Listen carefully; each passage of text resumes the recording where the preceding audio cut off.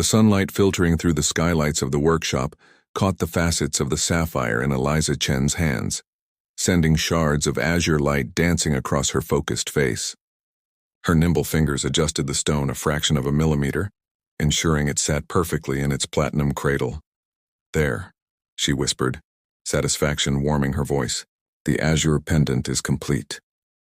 The pendant was her masterpiece, a rare blue sapphire surrounded by a constellation of diamonds, each meticulously placed to create the illusion of a nebula cradling a newborn star.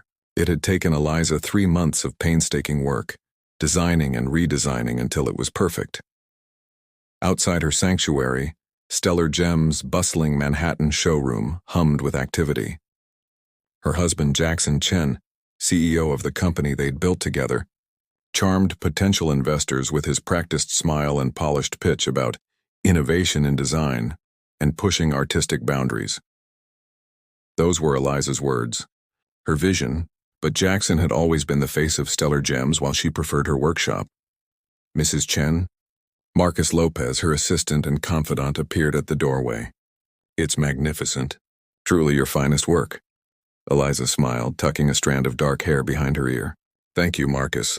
Is everything ready for the charity gala next month? The pendant will debut there." Marcus nodded, but his expression tightened slightly. "About that, Mr. Chen called. He's canceled the gala appearance. Said something about a scheduling conflict." Eliza's hand stilled over her creation. This was the 3rd event Jackson had canceled in 2 months. She designed the azure pendant specifically for this charity event, their biggest showcase of the year. Across town, Jackson was indeed dealing with a scheduling conflict, but not the professional kind. In the dimly lit corner booth of Lucien, an exclusive restaurant hidden behind an unmarked door in the meatpacking district, he was enraptured by Violet Reed, her light laughter, her fingers tracing patterns on the back of his hand. The way her violet eyes, a genetic rarity that had launched her modeling career, held his gaze. "Jackson, you're terrible," Violet teased, her voice a melodic whisper. "You can't possibly give me that." Jackson reached across the table, capturing her hand in his. "I can and I will. You deserve something extraordinary, something as unique as you are." Violet's eyes widened. "But won't your wife—" "Eliza lives for her workshop," Jackson interrupted, a dismissive edge to his voice. "She hasn't attended a public event in years. Besides, she doesn't understand what it takes to be the face of Stellar Gems, the networking, the connections, the vision." What Violet didn't know was that every award-winning design, every piece that had built Stellar Gems' reputation for innovation, had flowed from Eliza's imagination and skilled hands. Jackson had simply been the charming frontman. Later that evening, Eliza sat alone in their penthouse apartment, a glass of untouched wine beside her. The city lights sparkled through the floor-to-ceiling windows, mirroring the stars she loved to incorporate into her designs. Her phone buzzed with a message from Jackson. "Late meeting. Don't wait up," she sighed, running her fingers over the delicate chain of her personal necklace, her first major design, the piece that had launched their company. Lately, she'd felt Jackson slipping away, becoming more distant, less interested in their shared vision. She told herself it was just the pressure of their expanding business, the new stores opening in Europe and Asia. But in her heart, Eliza knew something had changed. The passion that had once united them, both for each other and for creating beautiful things together, had dimmed in Jackson's eyes, replaced by something colder and more calculating.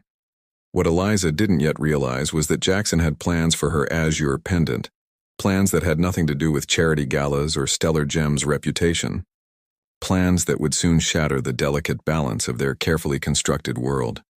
Marcus Lopez's brow furrowed as he reviewed the quarterly financial reports.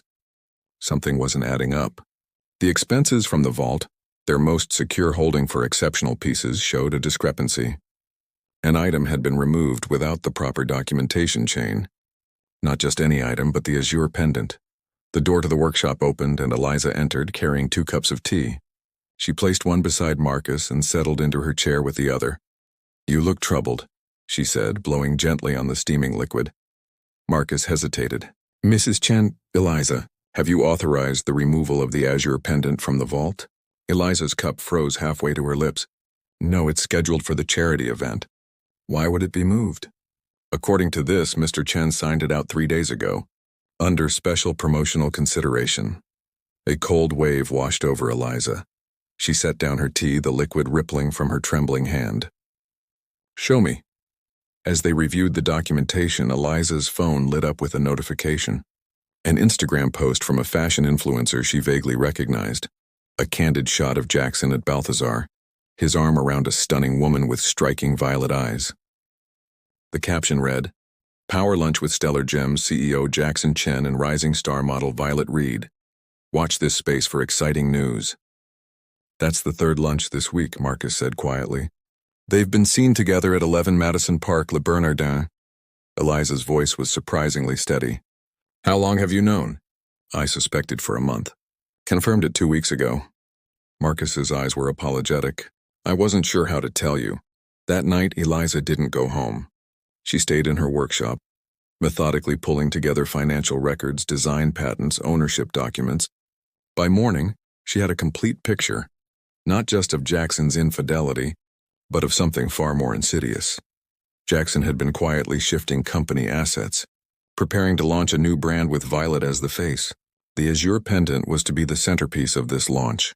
Eliza's masterpiece repurposed for his new beginning. What? Jackson had forgotten, or perhaps never fully understood, was that Stellar Gems' success wasn't built on his charm. It was built on Eliza's talent, and the company bylaws drawn up by her cautious father had ensured that creative control and majority ownership remained with the chief designer, Eliza.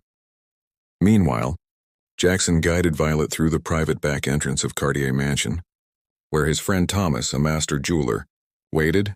"It needs to be perfect," Jackson insisted as Thomas examined the azure pendant. "I want it resized for Violet by Friday," Thomas whistled low. "This is exquisite work." "Your wife's design?" Jackson's face hardened. "Just resize it." Later, in his private office, Violet perched on Jackson's desk, her legs crossing elegantly as she leaned forward to kiss him. Her fingers loosened his tie with practiced ease.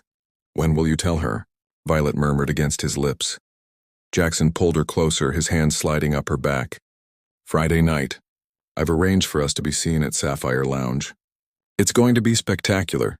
You, me, the announcement of our new brand, and the most beautiful pendant in New York around your neck." "And then?" Violet's violet eyes held his, her breath warm against his face. "And then we build an empire together," Jackson promised, capturing her mouth with his. As they lost themselves in each other, Jackson's phone buzzed repeatedly in his discarded jacket. Emails from the company attorneys, warnings from the financial department, and one simple text from Marcus. "She knows." But Jackson, enraptured by Violet and his visions of a new beginning, noticed nothing. Sapphire Lounge glittered like its namesake. The exclusive rooftop restaurant adorned with crystalline decorations that caught and refracted the soft blue lighting. New York's elite mingled, champagne flutes in hand, unaware they were about to witness a spectacle none would soon forget. Jackson Chen stood at the center of it all, impeccably dressed in a custom Tom Ford suit, his arm around Violet Reed's slim waist. She was resplendent in a silver gown that caught the light with every movement, her violet eyes enhanced by expertly applied makeup, her neck conspicuously bare, waiting for its promised adornment. "Ladies and gentlemen," Jackson called, his voice carrying across the suddenly quieting room, "thank you all for joining us tonight. I have an announcement that will change the landscape of fine jewelry forever." Phones emerged from clutches and pockets, social media accounts primed and ready. Jackson smiled, savoring the moment. For years, Stellar Gems has set the standard for innovative design. Tonight marks a new beginning. He turned to Violet, taking both her hands in his. With a new muse, a new vision, and a new line that will redefine luxury. Violet's smile was dazzling, a perfect complement to the practiced sincerity in Jackson's eyes. From his pocket, Jackson produced a navy velvet box embossed with the Stellar Gems logo. A collective murmur rippled through the crowd.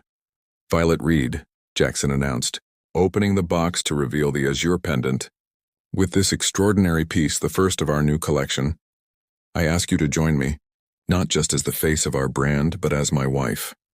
The crowd gasped. Camera flashes exploded like stars. Violet's hand trembled as she reached for the pendant. "That's quite a proposal," came a clear voice from the entrance. Creative theft wrapped in romantic deception. Every head turned. Eliza Chen stood framed in the doorway, a vision in a midnight blue gown, her posture regal, her expression composed. Beside her stood Marcus Lopez, tablet in hand, and a striking man in a perfectly tailored suit whom few recognized, Darian Foster, one of New York's most respected attorneys. Jackson's face drained of color. "Eliza, this isn't the place." "Oh, I think it's exactly the place," Eliza replied, walking forward with measured steps. "The azure pendant deserves a proper introduction, don't you think?" She gestured, and the screens around the lounge meant for Jackson's presentation flickered to life with images of Eliza's design process, her hands crafting the very pendant Jackson now held. "For those who don't know me, I'm Eliza Chen, chief designer and majority owner of Stellar Gems." She smiled at the stunned faces. "The azure pendant represents 3 months of my work, inspired by the nebula where Jackson proposed to me 8 years ago." Violet's eyes widened, her gaze darting between the pendant and Eliza. "What Jackson failed to mention," Eliza continued, her voice unwavering, "is that removing this piece from our vault without proper authorization constitutes theft, not to mention the other financial irregularities my team has uncovered." Darian stepped forward, his voice resonant. "As legal counsel for Stellar Gems Board, I must inform you that effective immediately, Jackson Chen is removed from his position as CEO pending investigation of financial improprieties." Jackson lunged forward, fury contorting his features. "You can't do this." "I built this company." "No, Jackson," Eliza said softly, the room hanging on her every word. "You were just its face. I built this company, design by design, stone by stone." She turned to Violet, whose perfect composure had cracked, revealing confusion and dismay. "He doesn't own the pendant he's offering you, and I suspect there's much more he hasn't told you." Security personnel materialized at the edges of the room, their presence a quiet statement. Jackson, seeing his carefully constructed future unraveling, closed the velvet box with a snap. "This isn't over," he hissed at Eliza. Her smile was gentle but unyielding. "You're right. It's just beginning." The headlines exploded the next morning. Jewelry Empire Scandal. CEO ousted by designer wife and the woman behind Stellar Gems steps into the spotlight. Social media buzzed with video clips of the confrontation, the story growing with each retelling. Violet Reed sat in a quiet corner of a Chelsea cafe, sunglasses hiding her reddened eyes despite the overcast day. Across from her, Eliza Chen placed a cup of tea on the table and settled into the opposite chair. "Thank you for meeting me," Eliza said, her voice gentler than it had been at Sapphire Lounge. Violet removed her sunglasses, revealing eyes swollen from crying. "I didn't know," she said immediately. "About the company, about your position, about the pendant. He told me you were just a silent partner who occasionally designed pieces." Eliza nodded slowly. "And I didn't know about you until recently. We've both been deceived." A silence stretched between them, filled with the quiet murmur of the cafe. "What happens now?" Violet finally asked. "To Jackson? The board is pursuing charges for financial misconduct." Eliza sipped her tea. "To you, that depends on what you want." Violet's laugh was hollow. "What I want. My career is in shambles. Every agency thinks I was complicit." Eliza studied her thoughtfully. "Perhaps not. The Aurora collection launches next month. We need a face who embodies resilience and authenticity." Violet's violet eyes widened. "You can't be serious." "Completely. Your story, discovering the truth and choosing integrity, resonates with our brand values." Across town, Jackson Chen sat in his attorney's office, his world collapsing around him. The preliminary audit had revealed extensive financial manipulation, not just of Stellar Gems resources but of investor funds intended for expansion. "They're offering a deal," his attorney explained. "Resign all positions, surrender your shares, sign the non-disclosure agreement, and they won't press criminal charges." Jackson's fist crashed onto the desk. "She can't do this to me." "She's not doing anything to you," the attorney replied wearily. "Your actions did this. The board's evidence is irrefutable." That evening, as rain streaked the windows of her workshop, Eliza worked silently, hands moving with precise grace over a new design. The door opened, and Darian Foster entered carrying 2 cups of coffee. The paperwork is filed, he said, placing a cup beside her. The board unanimously approved your appointment as CEO. Eliza looked up, a small smile breaking through her exhaustion. Thank you, Darian. For everything. He leaned against her workbench. We always knew you were the true genius behind Stellar Gems, even back in design school. Their history hung between them. A brief but intense romance during college ended when Eliza met Jackson. Darian had gone on to law school, specializing in intellectual property rights, occasionally handling Stellar Gems' legal matters from a respectful distance. I should have listened to you about the company structure years ago, Eliza admitted. Darian's hand covered hers briefly. You weren't ready then, but you are now. His touch awakened something Eliza had forgotten, the spark of connection based on mutual respect and understanding. Something she and Jackson had lost long ago, if they'd ever truly had it. Later that night, alone in her penthouse, now hers alone after Jackson had been escorted out by security, Eliza stood at the window watching the city lights. The azure pendant, recovered and returned to the vault, would have a new future, as would she. For the first time in years, Eliza felt truly free, to create, to lead, to perhaps even love again. The path ahead was uncertain, but it was hers to shape, stone by stone, design by design.